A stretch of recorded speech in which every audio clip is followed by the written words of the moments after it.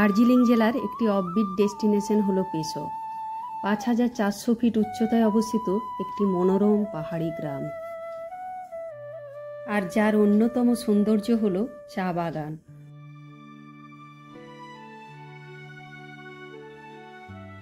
পাহাড়ের কোলে ঘন পান্না সবুজ রঙের এই চা বাগান যেন মন ছুঁয়ে যায়। পেসোকে আপনারা কিভাবে আসবেন? এনজেপি, শিলিগুড়ি অথবা বাগডোগরা এয়ারপোর্ট থেকে মোটামুটি 65 থেকে 70 কিলোমিটারের মতো ডিস্টেন্স। শেয়ার গাড়ি বা রিজার্ভ গাড়িতে আসতে মোটামুটি সময় লাগবে 2.5 থেকে 3 ঘন্টা মতো। চা বাগানের ভেতর দিয়ে যাওয়ার সময় এরকম বাঁদিকে বেশ কতকগুলি দোকান আছে, যেখানে হচ্ছে ওদের ড্রেস পাওয়া যাচ্ছে, যে ড্রেসগুলো ওরা ভাড়া দিচ্ছে, ওগুলো পরে আপনারা ফটো, ভিডিওগ্রাফি এইসব করতে পারবেন। চা পাতা পাওয়া যাচ্ছে, তারপর কিছু স্ন্যাক্স, মোমো এইসবও পাওয়া যাচ্ছে। ড্রেসগুলির ভাড়া নিচ্ছে 50 টাকা করে। চারিদিকে যেদিকেই তাকাচ্ছি ধুধু সবুজ এইরকম একটি চা বাগান। অপূর্ব সুন্দর জায়গাটি। আর এখান থেকে পাহাড় এবং ভ্যালিটা কত সুন্দর দেখাচ্ছে দেখুন। এখানে লোকাল একটি দোকান থেকে আমরা চা পাতা কিনলাম আর চায়ের টেস্টও নিলাম। ওনার কাছ থেকে জানতে পারলাম বিভিন্ন রকমের চা কিভাবে প্রসেস হয় আর এখন চা বাগানের পরিস্থিতি কি। एरिया अलग अलग है सबका, अपना अपना एरिया होता है यहाँ का लोगों का, वही लोग मेंटेनेंस करते हैं। अच्छा, प्लकिंग कौन करता है? प्लगिंग हमारा जो लोग है वो लोग करते हैं। हाथ से ही करते हैं या मशीन से? हैंडमेड। अच्छा, और प्रोसेसिंग कहाँ होता है? प्रोसेसिंग घर पे करते हैं। होता है, इसमें हैंड कोई केमिकल, कोई फैक्ट्री नहीं, हैंडमेड ओरिजिनल ट्रेडिशनल में। तो यहाँ का जो टी है ना, ज्यादातर लोग बना के ऐसे सेल करते हैं, वो जाएगा जब रेनी सीजन में वो दूसरा कंपनी को बेच देते हैं। एक कम्युनिटी बनाया है यहाँ पे, वो लोग ही चलाता है। अभी तो टी गार्डन बंद पड़ा हुआ है, 1-1.5 साल से हो गया। मालिक खुद देता है, ऐसे करता है। अच्छा, वो फ्लास, फर्स्ट फ्लास, सेकंड फ्लास, इसका मतलब क्या होता है? फर्स्ट क्लास मतलब साल का जो पहला पत्ती वो बहुत महंगा पड़ता है, लेकिन हमारे यहाँ 1000 रुपये केजी में बिकता है, गार्डन के अंदर है।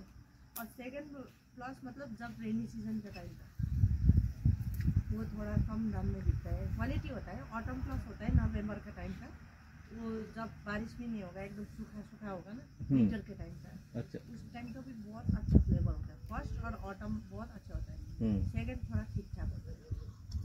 और ये व्हाइट टी? व्हाइट टी जो ओनली बर्ड्स का। अच्छा, जो ये लीफ का तो हो गया टी, आप लोग अभी पिया वो 2 लीव्स 1 बर्ड्स का, ऐसे पिया आप लोग अभी ये वाला। और ये सिर्फ बर्ड्स का व्हाइट टी होता है। ये तो चुन चुन के 1 किलो होने में तो बहुत टाइम लगेगा ना, इसीलिए एक्सपेंसिव होता है। हमारे पास है 300 का 150 ग्राम्स का है हमारे पास। अच्छा, इसको व्हाइट टी बोलते हैं? व्हाइट टी बोलते हैं। मैं सोचा ये व्हाइट टी दूसरा टाइप का कुछ है। दूसरा टाइप का भी होता है, वो फ्लेवर ऐड करता है उसमें। आजकल तो बहुत सारा केमिकल मिल जाता है, कोई सा भी फ्लेवर बना सकते हैं टी। ये कौन सा फ्लश है? ये तो फर्स्ट फ्लश है यहीं का, अभी तो फर्स्ट फ्लश ही चल रहा है। जून जुलाई के टाइम, फिर जून लास्ट से जुलाई के टाइम में सेकंड फ्लश हो जाता है। অনেক কিছু জানতে পারলাম ওনার কাছ থেকে। ওনারা লোকাল মানুষ, তাই ওনাদের কাছ থেকে যা জানতে পারবো সেটা অনেক খোঁজ করেও আমরা জেনে উঠতে পারি না।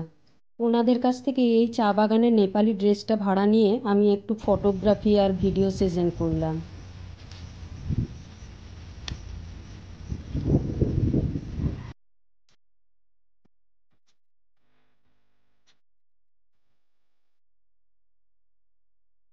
পেসোকে থাকার জন্য আপনাদের অনেক হোমস্টে পেয়ে যাবেন, আপনারা নেট সার্চ করেই হোমস্টেগুলোর অ্যাড্রেস পেয়ে যাবেন।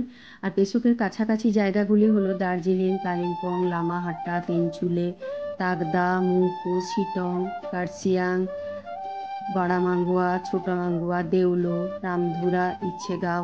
তার মানে আপনারা এই সব সমস্ত জায়গাগুলির থেকে আসতে চাইলেই আপনারা এই জায়গাটি হয়ে ঘুরে যেতে পারেন।